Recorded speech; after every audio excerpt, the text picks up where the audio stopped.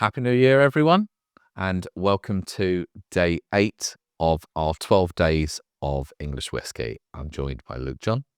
Konnichiwa.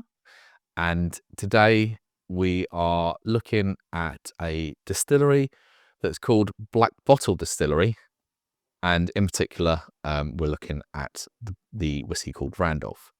Now, they are based in Wallingford, Oxfordshire, and they were established in 2016. There is a little bit of a discrepancy about their name. A lot of the stuff, it does say on the bottle, Black Bottle Distillery. They were called that, I think, because they'd done their gin and rum in black bottles.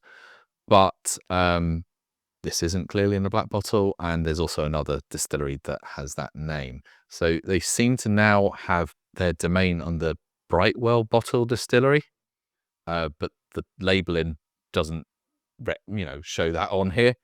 The reason why potentially is that this is a small actual distillery. From what I'm reading around, there's not much on the website. There's not much anywhere, but some of the forums I looked at, they've reached out to them and the person does it on weekends. And we can sort of see how the batch number and labeling is written in by hand there. Yeah. It's a very small distillery, 350 litre capacity, and they will just do 100 litre barrels as well, like everyone else seems to do at the moment. The name Randolph, they have two whiskies, but Randolph is after Lord Randolph, who was Chancellor of the Exchequer and father to Winston Churchill. And so this is, I'm assuming, why they've named both their whiskies around him. So there's two, Randolph and Lord Randolph. This one is the stronger one. Two things to note: they spell whiskey with an E, and they also say barrel proof in the title. We would call it cask strength. Barrel proof sounds an American term, and then the whiskey with an E. So I don't know if their influence is coming from America, and whether we're starting the year with a potential bourbon-esque whiskey that's being made in England, or whether we're going to get something entirely different. I think this is our highest ABV one to date, as well, with the cask strength. Yeah, and I will say about the bottle, obviously Liam just alluded to it there, that, he kind of does this on a weekend. I have to say the labelling is very amateur. The different fonts there, very hard to read. There's no actual logo on, and there's quotes on there which are very... Well, they don't help. They don't help at this stage about anything to do with the whiskey at all. So, yeah. Okay, I know we're about to get into it, but the colour on this is completely different to all the other ones we've had so far in this series. This is interesting. I wouldn't be surprised if there's a little bit of colouring gone into this. It sounds weird, but it looks like there's a pinkish hue to it slightly. It's kind of got like a rosé. Yes, yeah. It looks like you've poured out a rosé into a glass, but this is whiskey. As always, we'll go in first with a nose and sniff her and see what it smells like. Ooh. It is barrel. I'm not calling it. It's cask strength.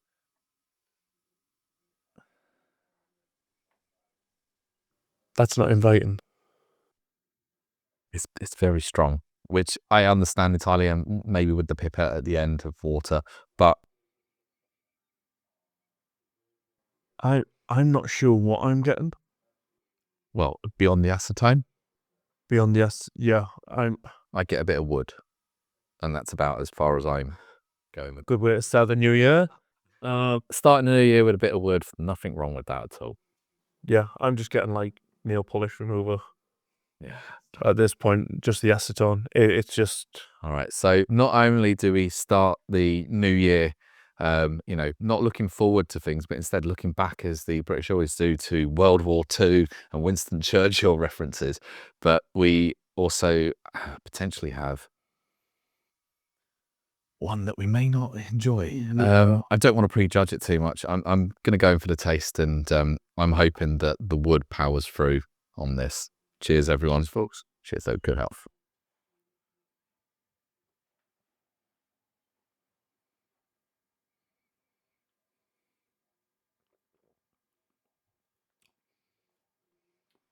What is that?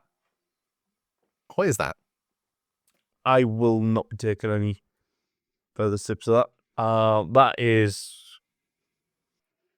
I'm going to immediately tell you that has berries in it. I know they also make like gin and other things. I wonder if they put like juniper in here and that.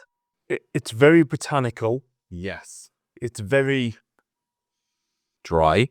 but it's kind of like a chewing gum, Turkish delight kind of. That's not for me. You've nailed it with the Turkish delight element there. That is a Turkish delight. And I'm not a huge fan of those, but I'm going to go in again to see if anything changes. But that is not what I was expecting from the whiskey. It is very fruity and doesn't feel like a whiskey at all, but it's so drying as well. My tongue is really dry. It's just sucked all the moisture out from my mouth. I'm going in again. Yeah, for me, it's just not. I mean, to start with, it's like the labeling. If I seen this on a shelf, I would never pick it up. And now that to me is not a whiskey. It's not a bourbon. It's a mix up of gin, vodka, and I can't even say whiskey at this point. That is verging towards a liqueur slightly with its sweetness and the other elements. It's very confusing. If you're expecting whiskey, it's very confusing. Take a sip, you get the drying elements, you get a bit of heat, and then this huge fruitiness comes up like you would maybe get from a red wine, and you're not expecting that at all, and it just hits you. But that is certainly something different. I am going to add water, and I'm going to push on and continue tasting. Yeah, you're on strike, and I'll carry on. You Northerners, yeah. It just brought out more. Have a nose of that. It's just brought out more of the botanical elements as you're on about. It is just very. It feels like it's really sugary, sweet, and like a carbonated soft drink. It's still in my mouth. I feel like I've just had like an American soda. Like a cream soda-esque. The water has not changed that at all. That is, unfortunately, it's not one for me. It's not it's not a standard whiskey. They've added stuff to it, but it's impossible to tell from the website what's been added because there's not really much website. The labelling doesn't really allude to what has been added to it.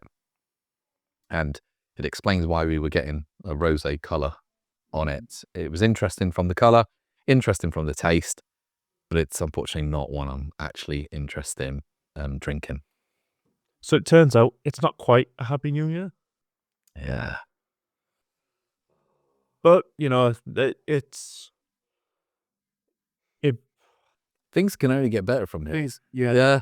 I mean, new year, new start. It perhaps wasn't what we expected, but we can only go on upwards from here, can't we? I was trying to find a positive to end on, but Can't we? we can only, the only way is up. So thank you all for joining us. If you haven't, please watch the previous videos. Like we said, we are now on day 8 of our 12 days of whiskey. And if you're new around here, please subscribe, please like, drop a comment below, and we will catch you on tomorrow. Good to see you on day 9. Adios.